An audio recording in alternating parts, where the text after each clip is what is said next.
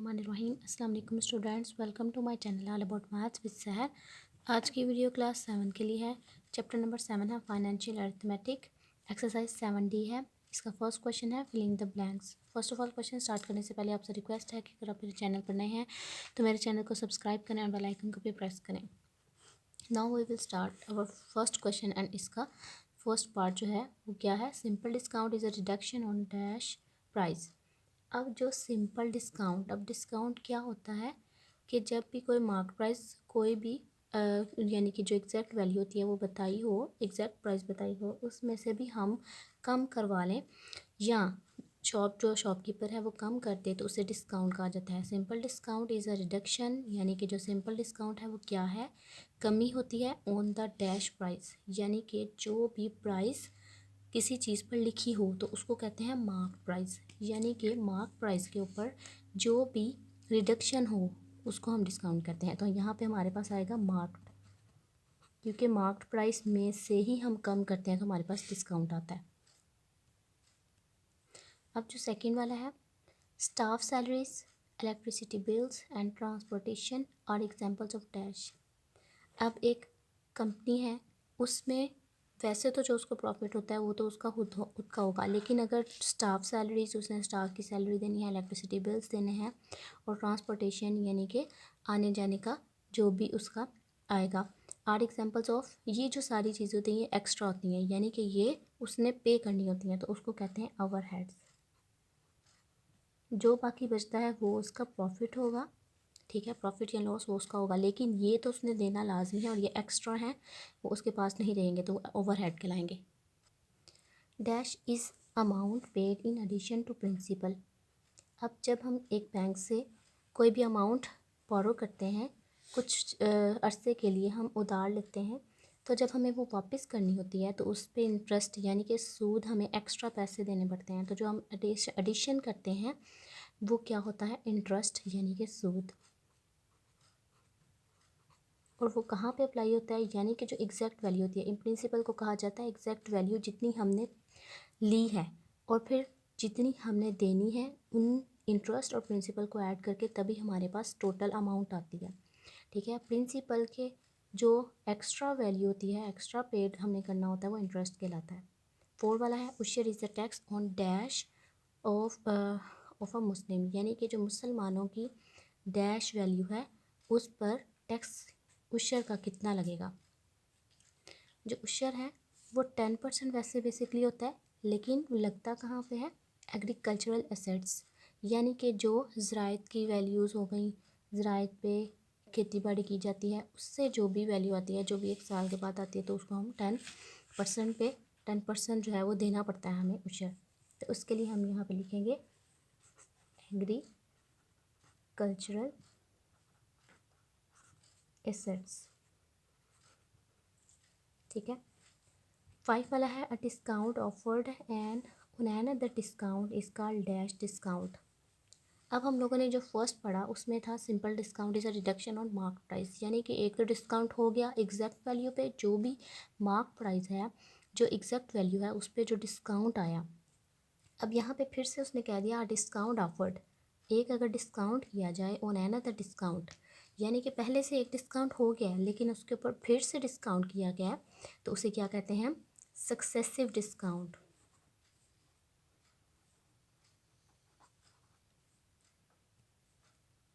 Question number second है state whether the following are true और false. अब हमने बताना है कि ट्रू है फॉल्स है। फर्स्ट है the mark price is the price after deducting simple discount.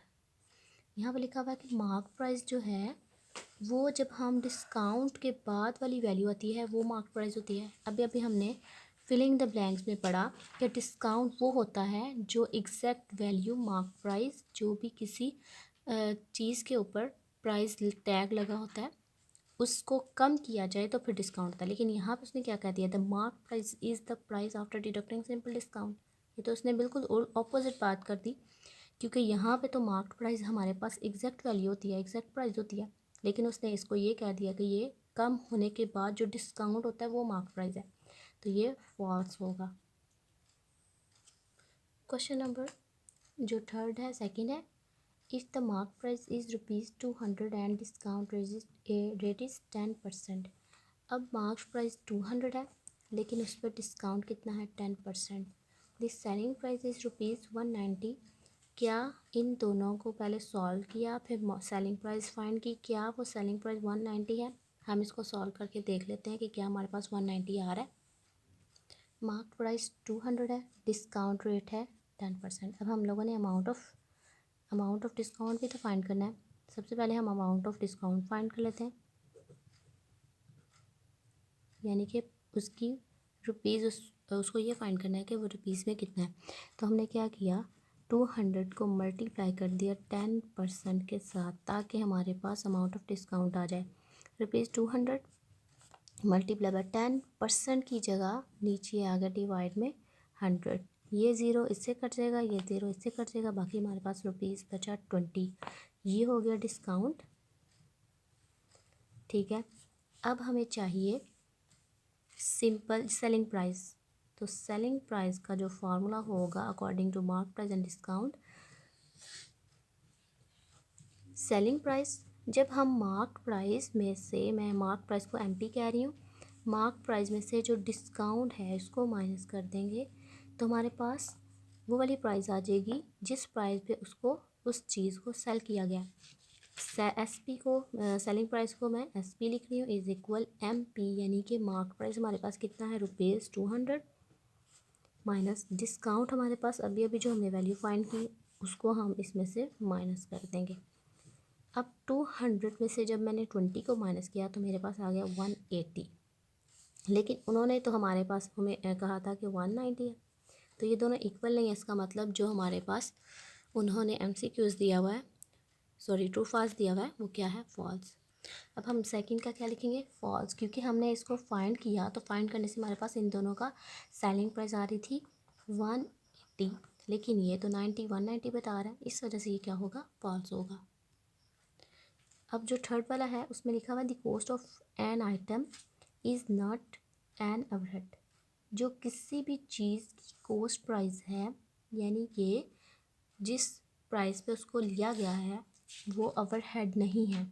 Yes, ये ट्रू है, क्योंकि हम लोगों ने जब first filling in the blank में किया, जो कि हमारे पास filling in the blank second थी, उसमें उन्होंने लिखा था staff salaries, electricity bills and transportations, लेकिन उसमें हमारे पास कॉस्ट प्राइस तो आई नहीं थी, क्योंकि उसी प्राइस पे उसने प्रॉफिट कमाना है, इस वजह से ये ओवरहेड नहीं होगी। तो उसने लिखा हुआ नॉट एन ओवरहेड, तो इस वजह से इसको हम ट्रू कहेंगे।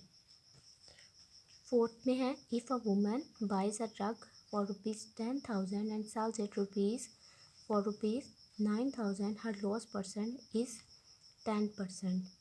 अब एक वुमन है, वो क्या कर रही है, वो बाय करती है रग यानी कि कलीन कारपेट, ठीक है, फॉर ₹10,000। वो 10,000 का जो कारपेट है वो बात करती है, यानी कि उसकी क्या होगी, ये कॉस्ट प्राइस, ये क्या है इसकी cost price, and sells it, और उसको बेचती है 9,000 में। लिया उसने 10,000 में लेकिन बेचा उसने 9,000 में, तो ये हमें वैसे ही पता चल रहा है कि वो उसको लॉस होगा, क्योंकि उसने ज़्यादा प्राइस में परचेज़ किया है और कम प्राइस में सेल किया है। हर लॉस परसेंट इज़ 10, तो हमने फाइंड करना है क्या उसकी जो लॉस परसेंट है वो 10 है। फर्स्ट ऑफ ऑल तो हमने वो चीज़ें लिख ली जो हमारे पास थी, जैसे कि cost price 10,000 and selling price 9,000, ठीक है। अब हम लोगों ने लॉस फाइंड करना है। लॉस परसेंट में सबसे पहले तो लॉस फाइंड करेंगे। लॉस फाइंड करने के लिए कॉस्ट प्राइस को मैं CP कह रही हूँ माइनस सेलिंग प्राइस को मैं SP कह रही हूँ। अब हम लोगों ने लॉस फाइंड करना है, तो CP यानी कि कॉस्ट प्राइस की क्या वैल्यू है 10,000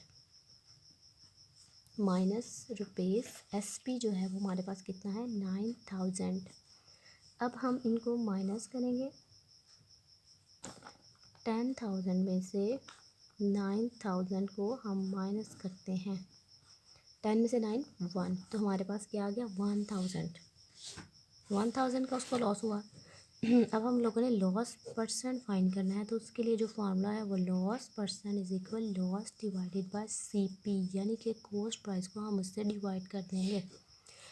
लॉस कितना है हमारे पास ₹1,000, CP कितना है यानी कि कॉस्ट प्राइस 10,000 और मल्टीप्लाई बाय 100% हमने करना है ताकि हमें पता चल जाए कि वो परसेंट में कितना आ रहा है। ये ज़ीरो इससे कट जाएगा, ये ज़ीरो इससे कट जाएगा, ये इससे, ये इससे, बाकी हमारे पास बचा 10%। तो उसने यही कहा था कि जो इन दोनों का लॉस परसेंट में आया वो कितना है 10%। तो जो हमारी स्टेटमेंट गिवन है वो क्या है ट्रू। ये स्टेटमेंट भी हमारी क्या हो जाएगी ट्रू। अब 5 वाला है ज़कात is compulsory for all Muslims. जो ज़कात है वो तमाम मुसलमानों के लिए लाजमी है। यस। क्वेश्चन नंबर 3 है find the interest in each of the following cases. अब हम लोगों ने इंटरेस्ट फाइंड करना है यानी कि जो प्रिंसिपल पर एक्स्ट्रा वैल्यू होती है, एक्स्ट्रा प्राइस होती है, वो फाइंड करनी है सूद। अब क्वेश्चन इसका पार्ट 1 है on ₹400 eight 5% per annum for 4 years. अब हम लोगों ने फाइंड करना है इंटरेस्ट। अब आपने देखना है कि यहाँ पे हमारे पास एक तो प्रिंसिपल दिया हुआ है, जिस प्राइस पे हमने इंटरेस्ट फाइंड करना है उसको कहते हैं प्रिंसिपल। तो ये हो गया प्रिंसिपल, ये हो गया हमारे पास रेट, इसको कहते हैं रेट। और पर एनम का मतलब होता है एवरी ईयर, यानी कि हर साल की जो है वो हमने फाइंड करनी है इंटरेस्ट फॉर 4 ईयर। और ये हो गया हमारे पास टाइम। फर्स्ट ऑफ ऑल तो जो जो चीज़ें हैं हम वो लिखते जाते हैं और साथ में इनके नेम्स भी लेट करते जाते हैं ताकि हम ज़्यादा लेंथी ना लिखें, छोटा लिखें। जैसे कि हम लोगों ने फाइंड करना है इंटरेस्ट, तो आप इसको लेट कर लो आई, ठीक है। हम लोगों ने इंटरेस्ट फाइंड करना है तो मैंने इसको लेट कर दिया आई, यानी कि फर्स्ट लेटर ही इसका कर लिया। अब ये क्या है हमारे पास प्रिंसिपल, ठीक है, इसको मैं पी कह दूँगी और इसकी वैसे प्राइस क्या है ₹400, ठीक है। अब यहाँ पे हमारे पास ये आ गया रेट, जो जिसके साथ परसेंटेज लगी हो उसको हम रेट कहते हैं। रेट को मैंने कह दिया आर और वैसे है कितना है वो 5%। और ईयर यानी कि टाइम, तो मैं इसको टाइम का फर्स्ट लेटर टी से डिनोट करूँगी और इसको लिखूँगी 4 ईयर्स। अब इसका फॉर्मूला लिखेंगे जो कि इंटरेस्ट का मैं लिख रही हूँ आई इज़ इक्वल, प्रिंसिपल का मैं लिख रही हूँ पी मल्टीप्लाई बाय रेट का R and multiply by time का टी। अब हम इनमें वैल्यूज़ पुट करते जाते हैं और सॉल्व कर लेते हैं। पी यानी कि प्रिंसिपल हमारे पास कितना है ₹400, 400। रेट कितना है 5%। टाइम कितना है 4 ईयर।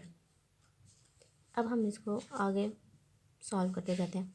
अब 5 है, आपको ये तो याद होगा कि कोई भी वैल्यू हो उसके साथ अगर परसेंट का साइन हो तो परसेंट का मतलब होता है उस वैल्यू को डिवाइड कर देना है हम लोगों ने 100 से। इसी तरह मैं इस 5 को भी डिवाइड कर दूंगी 100 से, बिकॉज यहाँ पे क्या है हमारे पास परसेंटेज, और परसेंटेज का मतलब होता है कि 100 में से जो भी आपने वैल्यू फाइंड करनी है वो 100 में से करनी है परसेंटेज के लिए 4 एज इट इज़। अब आपने ध्यान से देखना है, या तो आप ऐसे करें कि इन सब को मल्टीप्लाई करें और डिवाइड कर दें 100 से, वो भी आपका आंसर बिल्कुल एग्जैक्ट आ जाएगा। कुछ बच्चों को कटिंग बहुत ज़्यादा मुश्किल लगती है, वो ऐसे करें कि ऊपर वाले को ऊपर वाले के साथ मल्टीप्लाई किया और नीचे वाले को नीचे वाले के साथ करके जो ऊपर आएगी वैल्यू यानी कि न्यूमरेटर में उसको आपने अंदर रखना है, ठीक है, स्क्वायर रूट में, और इसको बाहर रखना है डिवाइड में। बाहर रख के इनको सॉल्व करना है तो आपका एग्जैक्टली आंसर आ जाएगा। लेकिन कटिंग भी आप कर देखो तो वो बहुत ज़्यादा ईजी है। ये ज़ीरो ज़ीरो से कट जाएगा, फर्स्ट ज़ीरो के साथ, सेकंड ज़ीरो सेकंड के साथ, तो बाकी हमारे पास बचा 4 मल्टीप्लाई बाय 5 मल्टीप्लाई बाय 4। अब हम इनको मल्टीप्लाई कर लेते हैं, हमारे पास क्या बचेगा 4 5 ज़ा 20, ठीक है, एंड 24 ज़ा 4 2 ज़ा 80। इंटरेस्ट हमारे पास आ गया 80। अब इसका सेकंड पार्ट है, थर्ड क्वेश्चन का सेकंड पार्ट है, सेम वही है, हम इसको लिखते जाते हैं जैसे जैसे हमारे पास वैल्यू, हमने इंटरेस्ट ही फाइंड करना है, ठीक है, इंटरेस्ट फाइंड करना है, ठीक है। अब मैं इनके सिंपल फॉर्म ही लिख रही हूँ, फुल फॉर्म नहीं लिख रही। आई फॉर इंटरेस्ट, ठीक है। And P for principal, principal हमारे पास कितना है रुपीज़, इस रुपीज़ पर, इस प्राइस पर हम लोगों ने इंटरेस्ट फाइंड करना है, इस वजह से ये क्या होगा प्रिंसिपल, जो कि पी को मैंने नेम दे दिया, ठीक है, पी का नेम दे दिया। एट रेट हमारे पास है, रेट को मैं लिख रही हूँ R31/2 एंड परसेंट। अब मैं इसको अगर सॉल्व करूँ, क्योंकि ये हमारे पास फ्रैक्शन में है, 3 2 ज़ा 6, क्योंकि जब हमारे पास इस तरह फ्रैक्शन में आ जाती है तो हम क्या करते हैं 2 और 3 इन दोनों को मल्टीप्लाई कर देते हैं, जो आंसर आता है उसमें हम ये वाली वैल्यू को ऐड कर देते हैं। 2 3 ज़ा 6, 6 में 1 ऐड किया 7, यानी कि 7/2 एंड ये हमारे पास आ गया परसेंटेज। ये हो गया रेट। उसके बाद हमारे पास बचा टाइम, टाइम कितना है 7 ईयर। हम इधर फार्मूला लिखेंगे सेम वही, interest is equal principal multiply by rate multiply by time. अब हम साथ साथ इनकी वैल्यूज पुट करते जाते हैं और सॉल्व कर लेते हैं। प्रिंसिपल हमारे पास कितना है ₹50 मल्टीप्लाई बाय रेट कितना है 7/2 and percent multiply by time कितना है हमारे पास 7 year, ₹50 multiply by 7 divided by 2। अब ये जो परसेंट है इसका मतलब होता है, यानी कि मैंने आपको पहले भी बताया 1/100, ठीक है। तो मैं क्या करूँगी, इसको 1/100 से मल्टीप्लाई कर दूँगी। अगर आपको नहीं समझ आई तो आप क्या करो कि 2 के साथ नीचे 100 पे कर देना। जब आपके पास ऊपर ऊपर परसेंटेज हो तो आपने नीचे वाली वैल्यू के साथ मल्टीप्लाई कर देना 100 के साथ, 100 के, ठीक है, मल्टीप्लाई बाय 7। अब हम इसको सॉल्व कर लेते हैं। ये ज़ीरो इस ज़ीरो से कट जाएगा, ठीक है, ये ज़ीरो कट गया। अब देखा जाए तो 5 और 10 एक टेबल में आते हैं जो कि 5 है, 5 5 ज़ा 5, 5 2 ज़ा 10। अब हमारे पास जो जो बचा हम वो लिखते जाते हैं, मल्टीप्लाई बाय 7 1 ज़ा 7 divided by 2 multiply by 1/2 multiply by 7। अब हम इस सारे को सॉल्व करते हैं, यानी कि ऊपर वाली वैल्यू को ऊपर वाले के साथ और दूसरे वाले को नीचे वाले को नीचे वाले के साथ। 1 7 ज़ा 7, 7 1 ज़ा 7, 7 7 ज़ा 49 एंड 2 2 ज़ा 4। अब हम इसको डिवाइड कर लेते हैं, क्योंकि ये एक ही टेबल में नहीं आ रहे, इस वजह से हम इसको डिवाइड कर लेते हैं। जैसे कि 4 1 ज़ा 4, 4 2 ज़ा 8, 9 में से 8 निकाला 1, पॉइंट लगाया एंड यहाँ पे आ गया आपके पास 10 ज़ीरो, यानी कि पॉइंट की वजह से हम क्या लगाएंगे ज़ीरो, क्योंकि 1 यहाँ पे 4 से छोटा था, इस वजह से हमने इसको बड़ा बनाने के लिए पॉइंट लगाया ऊपर और नीचे लिखते हैं 0, ताकि ये बड़ा हो गया। बड़ा हो गया 4 2 ज़ा 8, 10 में से 8 निकाला 2, पॉइंट की वजह से। अब आपने दोबारा पॉइंट नहीं लगाना, उसी को यूज़ करते हो आप जितने मर्जी ज़ीरो अप्लाई कर सकते हो। 4 पॉइंट का लगाया 0 एंड 4 5 ज़ा 20। अब हमारे पास इंटरेस्ट की जो प्राइस आई है वो आई है 12.25, यानी कि ₹50 पर 12.25 इंटरेस्ट लगेगा।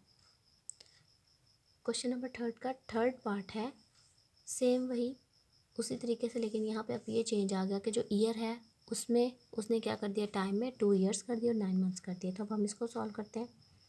First of all interest find करना है। प्रिंसिपल हमारे पास ₹450 है, रेट हमारे पास 4% है, टाइम हमारे पास 2 ईयर्स एंड 9 मंथ्स। जब भी हमें यूज़ करना हो तो आपने इनकी वैल्यूज़ को एक जैसा बनाना है। अब ये ईयर्स में और ये किस में है, मंथ्स में। तो हम क्या करेंगे, ईयर्स प्लस एंड की जगह मैं लगा रही हूँ प्लस, क्योंकि मैं 9 मंथ्स को, जो मंथ्स हैं उसको मैं ईयर्स में कन्वर्ट करने लगी हूँ। अब आपको ये पता है कि वन मंथ में कितने ईयर होते हैं, 1 मंथ में 1/12 ईयर्स। जब भी आपने मंथ को ईयर में कन्वर्ट करना हो तो उस वैल्यू को आपने डिवाइड कर देना 12 के साथ और ये चेंज हो जाएगा आपका ईयर में। ईयर को मैं यहाँ पे वाई लिख रही हूँ। अब इसको देख लेते हैं, 3 3 ज़ा 9, 3 4 ज़ा 12, हमारे पास बचा 2y + 3 divided by 4 and Y. अब मैं यहाँ पे इनका एलसीएम ले लूँ। यहाँ पे मैंने जब एलसीएम लिया, एक तो मैं वाई इकट्ठा कॉमन निकाल रही हूँ, ठीक है। 4 नीचे कुछ नहीं तो 1, 4 और 1 का लिया तो हमारे पास 4 ही आना है। 2 मल्टीप्लाई बाय थोड़ी सी स्पेस प्लस 3 मल्टीप्लाई बाय थोड़ी सी स्पेस। यहाँ पे मैंने 1 का टेबल कहाँ तक पढ़ूँ कि 4 आए, 4 तक। 4 का टेबल में कहाँ तक पढ़ूँ, 4 आए 1 तक। तो हमारे पास जो टाइम बचा 2 4 ज़ा 8 प्लस 3 1 ज़ा 3 एंड डिवाइडेड बाय 4 वाई। हमारे पास टाइम एग्जैक्टली क्या आया, 8 और 30, इसको मैंने ऐड किया 3 को, तो हमारे पास 11 आ गया और डिवाइडेड बाय 4 वाई। ये हो गया टाइम, ठीक है। अब हम क्या फाइंड करने लगे हैं, अब हम लोगों ने इंटरेस्ट फाइंड करना है, जो फॉर्मूला है जिसका I is equal P multiply by rate multiply by time, ठीक है। प्रिंसिपल हमारे पास कितना है, ₹450 मल्टीप्लाई बाय रेट कितना है 4% एंड टाइम हमारे पास कितना है 11/4 ईयर। अब हम इसको ओपन कर लेते हैं। 4% का मैं लगाने लगी हूँ नीचे 100 multiply by 11 divided by 4 year. अब आप ज़रा ध्यान से देखें तो आपके पास 4 1 ज़ा 4 भी है, 4 1 ज़ा 4, सेम जो थे वो कट हो गए, ये एक ज़ीरो इससे कट जाएगा। अब मैं इसको 5 से कर सकती हूँ क्योंकि 10 और 45 5 के टेबल में आ रहे हैं। 5 9 ज़ा 45 एंड 9 5 2 ज़ा 10,